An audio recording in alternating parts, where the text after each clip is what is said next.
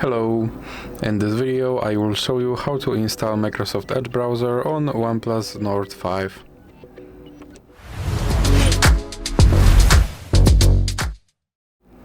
So you have to start by opening your Google Play Store, then click on search bar and type in Edge.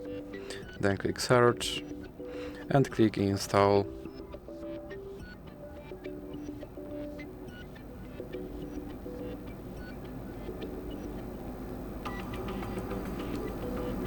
Now you have to click open. And here you can set this browser as your default browser, or you can click not now, and now you have to click confirm. And as you can see, my Microsoft Edge browser is now installed and is ready to use, so that's it for this video. If you liked it, please remember to leave a like and subscribe.